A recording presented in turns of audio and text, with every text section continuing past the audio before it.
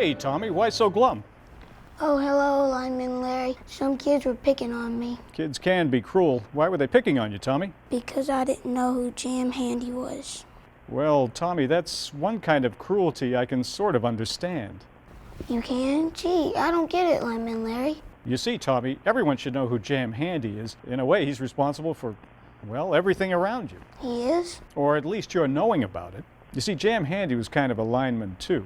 Only his lines were lines of communication. He helped change the way we do education. Let me tell you what I'm talking about, Tommy.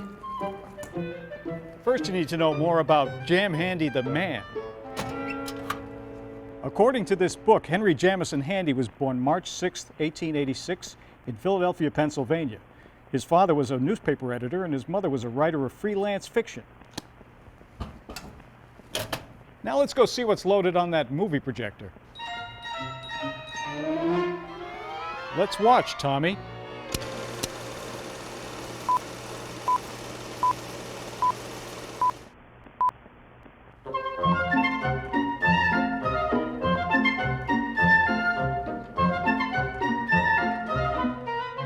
Hello, this is Crawford Ball, WWDB, and welcome to Look Over.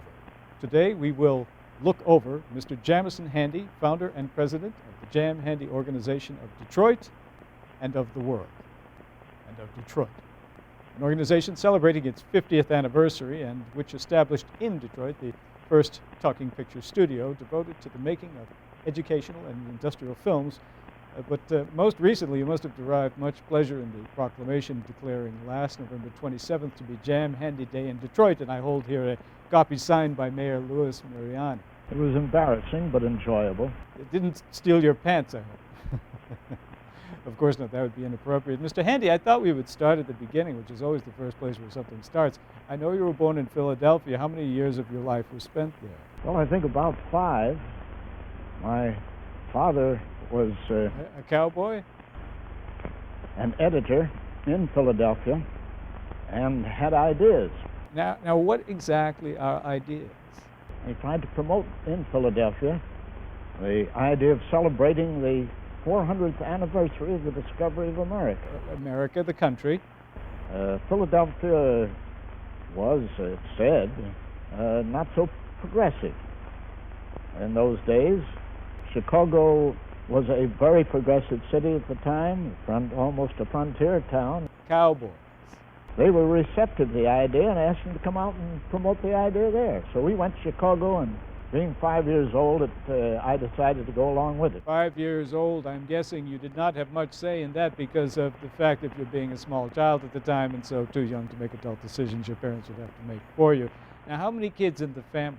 7 children, with 4 years between me and number 6. Don't make me do that kind of math.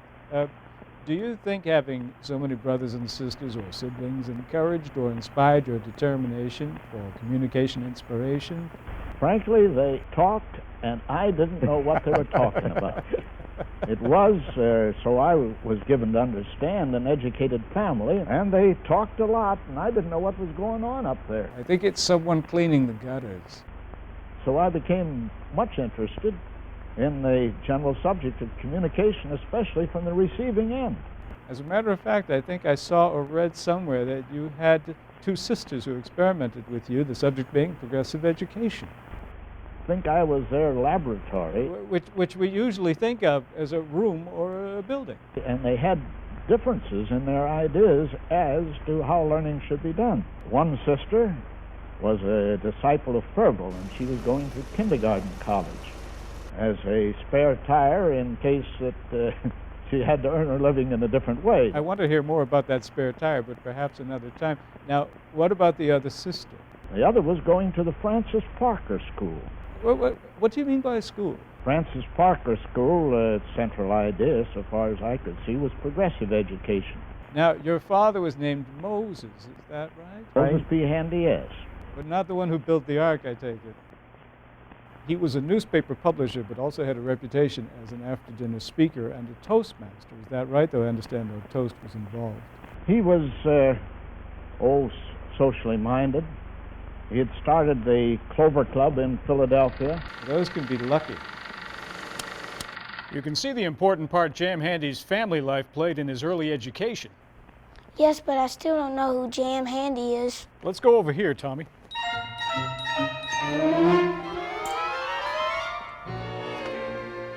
What is this, Lineman Larry? The Columbian Exposition of 1893, also known as the Chicago World's Fair. You might call it the largest classroom on Earth. Jeepers! Mr. Handy, I'm told you finished both elementary school and high school in some 8 years. I think 5 in elementary and that would be you take what was it 3 years in high school? Yes, that's true. I knew 8 take away 5 was 3. My progress was accelerated by the fact that I spent my first 3 years at the exposition. 1 year while it was being built, 1 year while it was open, and 1 year while they were tearing it down. That's a total of 3 in all, isn't it, sir? Of course, that would be the World's Columbian Exposition, which finally came to be. To being. To be. And I learned by looking. With your eyes. And by reading the little captions. Also with your eyes. Under the exhibits. I think your father agreed, as a matter of fact, that that was a top-rate education in itself. I had read some of his promotional material, and it said it was going to be an educational exhibit. And I said, well, why can't I get my education there? He got his education at the World's Fair. Neat. I wish I could do that. It wasn't all smooth sailing, though. Here, Tommy. This handy chart shows the later educational path Jam Handy took. Gosh, what a mess. Looks like a bumpy path. It sure was, Tommy, like a flea circus at a tractor pull. Let's hear what Jam has to say.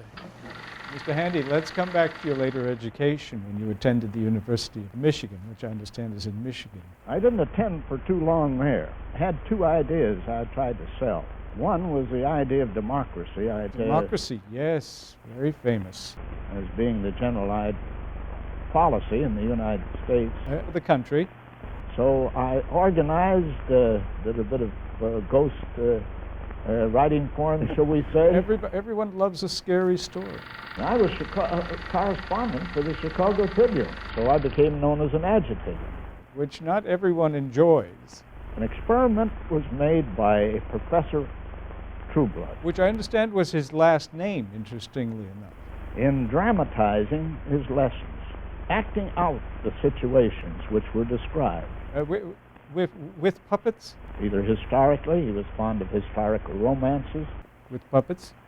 Or otherwise, allowing the students to participate in the learning process. I love learning things I didn't know.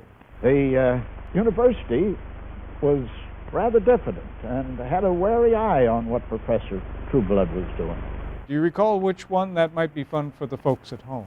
He instructed the correspondents, there were 2 of us in the class, that he didn't want any publicity on this. Well, I'd been grown up in a family of journalists, and the public has the right to be informed. So as soon as that first class was over, I ran. You can imagine running. I ran the 1.5 miles down to the telegraph office and immediately filed a query on it. What's so funny, Tommy? Jam Handy was running. That was funny. Did you know that Jam Handy was also an athlete? What? That's right. At 16, he was only 4'11", too small for football, so he became a strong swimmer. Set 7 American records, 13 world records, at the same time introducing new strokes to the U.S., like the Australian crawl. Did you know that he won 2 Olympic gold medals 20 years apart?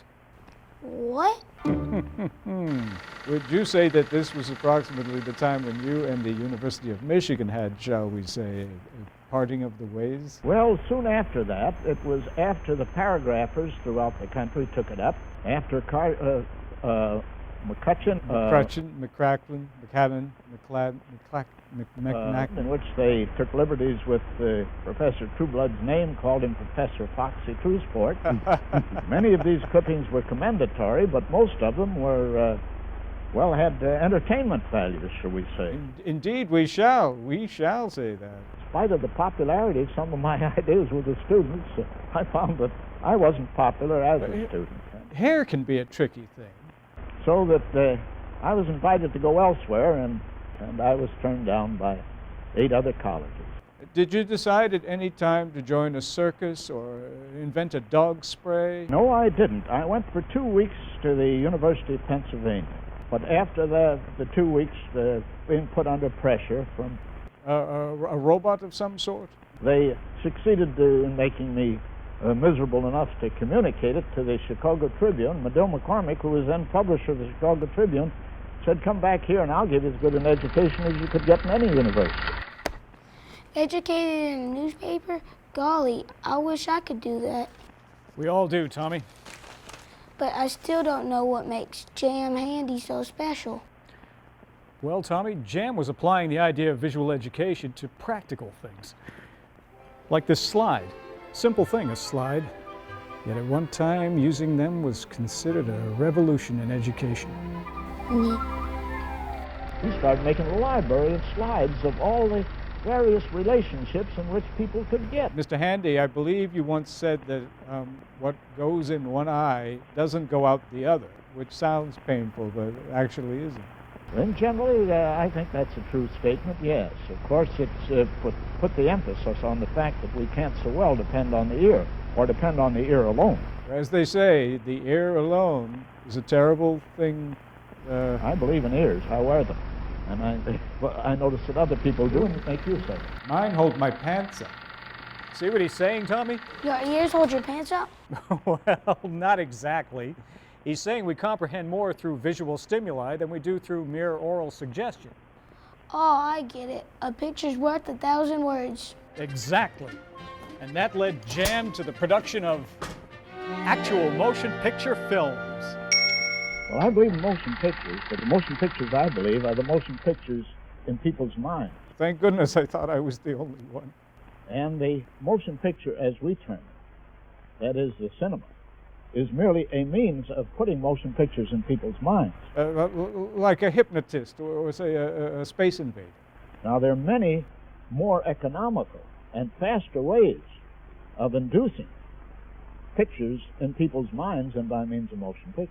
If you're dealing with familiar situations and you can talk in terms of the previous experience of the people to whom you were talking, and can make that sufficiently vivid by, well, still pictures or even by words without pictures, it's far more economical. I'm sorry, say that again? So that only about a third of our work is in the motion picture field. The rest is verbal in terms of talks, illustrated talks, yes, and dramatic productions of one kind or another. I'll never forget seeing Pinocchio. We produce live shows, and in fact, at times, the largest employers of theatrical help, should we say, I would like to, in the country, because at times we have as many as 14 road shows out at one time. Golly, it sounds like Mr. Handy has his hand in a lot of pies. Yes, indeed, Tommy. And he made communication a part of his everyday life, right down to the clothes he wore. Mr. Handy, I'm familiar with why you have your suits tailored without a pocket. I wonder if you'd care to share that. I don't think I'm peculiar in this, but temptation is hard to resist. At least I find it so. You should see me with a plate of cookies. And I had particular weakness, because I used to, on a blackboard, I would use green and red to emphasize or give special significance to particular points that I was making. Sometimes those are symbolic, such as green for something good to do and red stop your car. For take it, go slow. Well, a convenient place to have those pencils so they didn't slow me down was in this pocket. Those stupid pencils, we should kill all pencils. To remove temptation, I had my suits thereafter made without that pocket. I hate pencils now. Don't hate pencils, Tommy. Hate the pockets that hold them.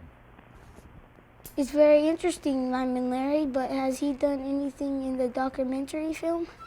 Has he?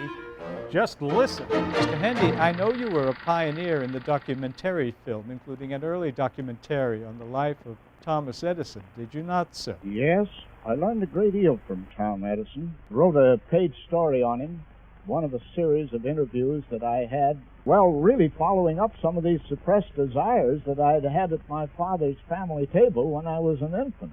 I went down and to find out what he then considered his greatest invention. A giant robot certainly would have been quite a thing.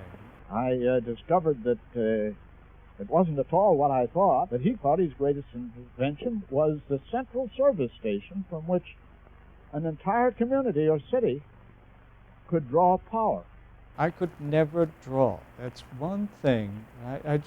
Well, I dug up a lot of other things that were surprising, and among them was his concept of the motion picture.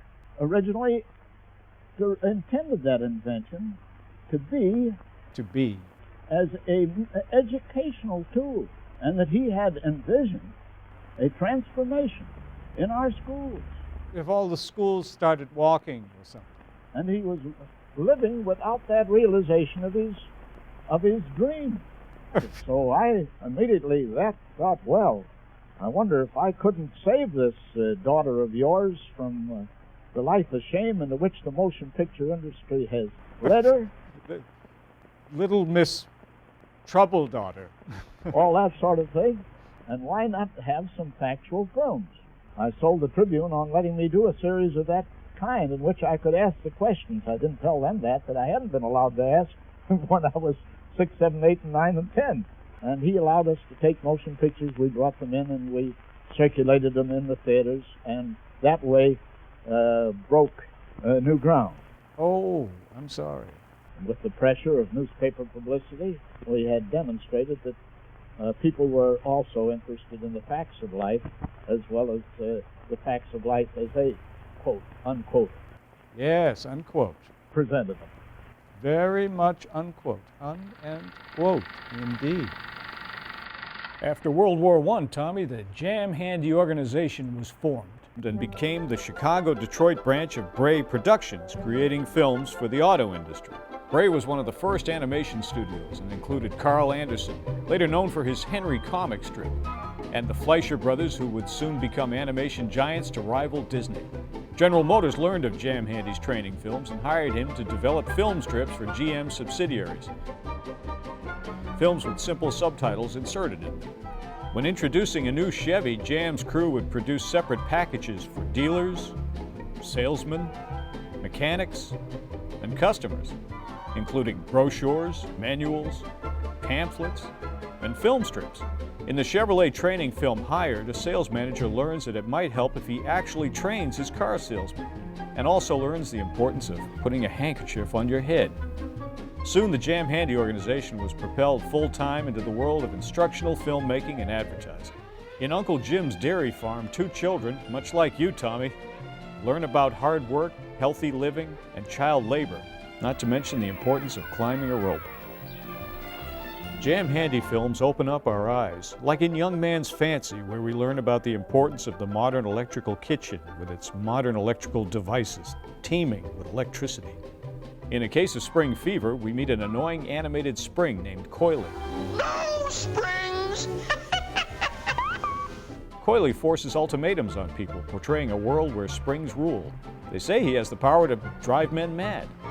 So you see, Tommy, Jam was a pioneer using the motion picture film to show us things we didn't know about, like a world dominated by an evil living spring.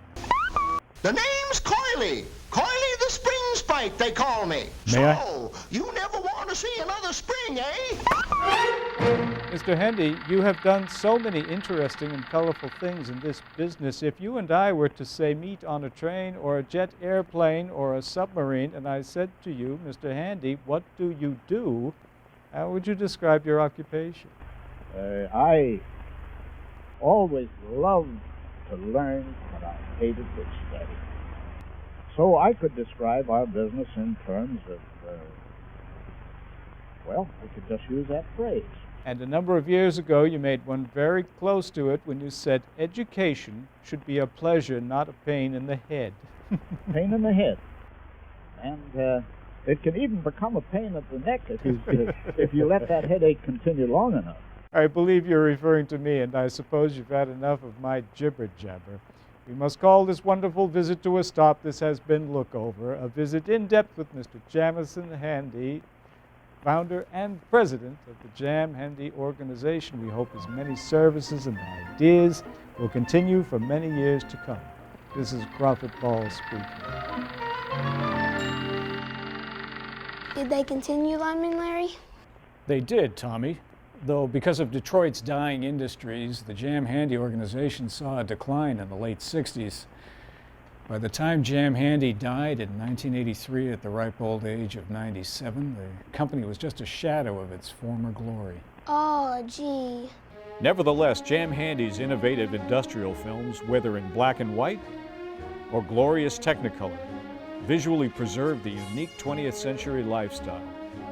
Whether a brand new Chevy rolling off the assembly line or a picture-perfect family at their backyard barbecue, Jam Handy's films are a testament to the dreams that made America great. Well, Tommy, do you think you know who Jam Handy is now? I do, and I can't wait to tell all my friends about him. Thank you, Lyman Larry.